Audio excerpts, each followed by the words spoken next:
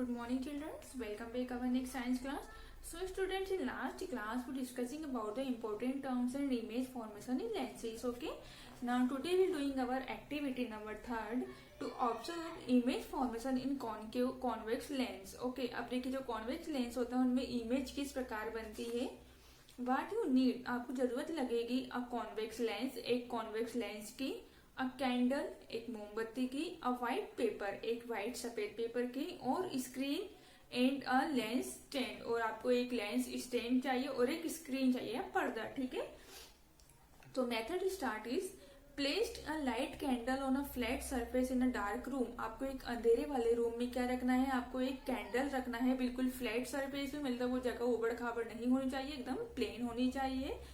Also place a white screen on one side and a convex lens between the candle.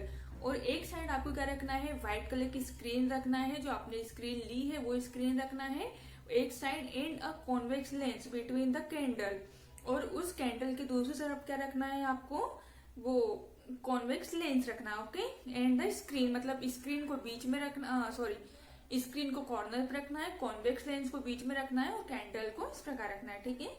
Place the lens at the last distance. आपको distance, वो जो candle है उसकी दूरी कितनी रखना है, 50 सेंटीमीटर समथिंग रखना है स्क्रीन से और लेंस से. ठीक है. Observation at one position of the screen are inverted image of the candle flame from in it.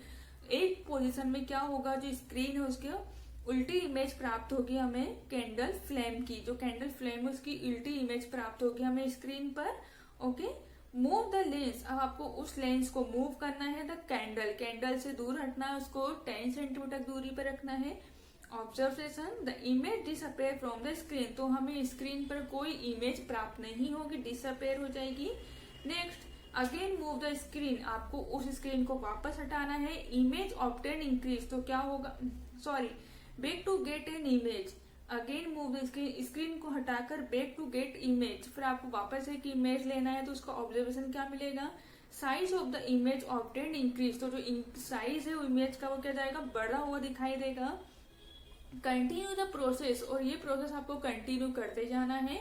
Eight one position no image will be obtain on the screen. और एक position ऐसी आएगी जिसपे आपको स्क्रीन पर कोई भी इमेज प्राप्त नहीं होगी.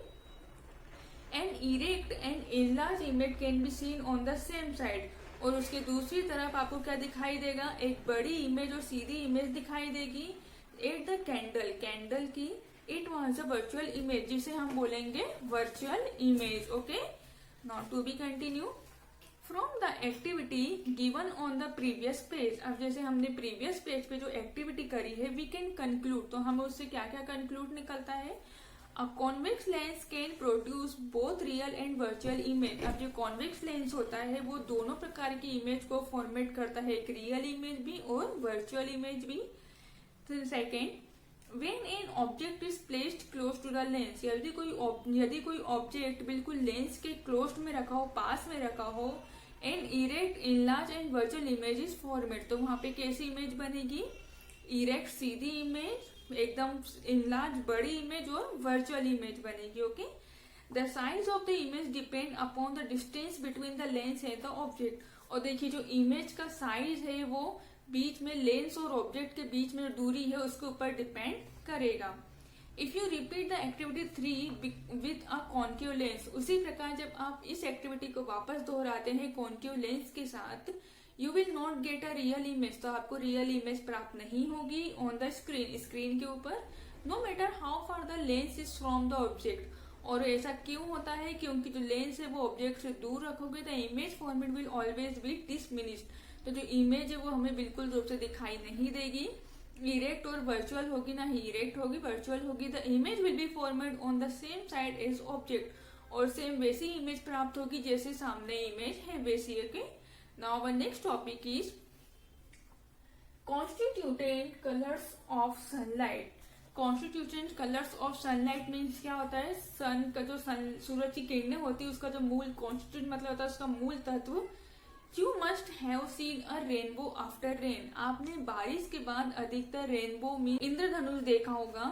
A rainbow has 7 colors. तो जो रेनबो होते हैं, जो इंद्रधनुष होते हैं उसमें 7 कलर्स होते हैं. नेमली जिसके नाम है violet, indigo, blue, green, yellow, orange and red. Okay, जिसे हम बोलते हैं VIBGYOR। V से वॉयलेट, I से इंडिगो, B से ब्लू, G से ग्रीन, Y से येलो, O से ऑरेंज एंड R से red. Blow some soap bubbles and find out if you can see these colors। अब आपको क्या करना है, कुछ साबुन के जो बबल्स है उन्हें बबल्स बनाना है और आपको उनमें भी उस कलर्स को देख सकते हैं। The different colours of the rainbow are the constituted colours of sunlight. देखिए जो अलग अलग कलर दिखते हैं हमें, वो सनलाइट के मूल तत्व के कारण ही हमें सब दिखाई देते हैं। When sunlight shine on falling raindrops, जब सूरज की रोशनी गिरती है, जब पानी गिरता है उसके बाद जब सूरज की रोशनी आती है, the light is split up into 7 colors। तो वो लाइट क्या होती है, 7 कलर्स में बिखर जाती है। It passes through each raindrop, हर एक रेनड्रॉप के 7 रेनड्रॉप के द्वारा। The colors of the rainbow are arranged in a specific order called light spectrum। और देखिए जो कलर्स ऑफ रेनबो, जो रेनबो होता है उसका जो कलर्स होता है वो उनके स्पेसिफिक ऑर्डर के कारण जमा हुआ होता है, जिसे बोलते हैं हम light spectrum. Okay, it was sir Isaac Newton who concluded for the first time. उससे सबसे पहले आइजैक न्यूटन सर ने कंक्लूड किया था पहली बार, that we can get a band of 7 colours from sunlight. उन्होंने सबसे पहले 7 कलर्स को प्राप्त किया था सनलाइट के द्वारा, by passing it through a glass prism. एक प्रकार प्रिज्म होता है, ग्लास प्रिज्म के द्वारा उन्होंने सबसे पहले इसे प्राप्त करा था। He proved that white light of the sun is composed of 7 colors। उन्होंने ये सिद्ध कर दिया था कि जो सूरज की रोशनी है वो 7 कलर्स में कंपोज होकर बनी हुई है। So student, that's all for now. In next class we are discussing about next topic. Thank you, have a nice day.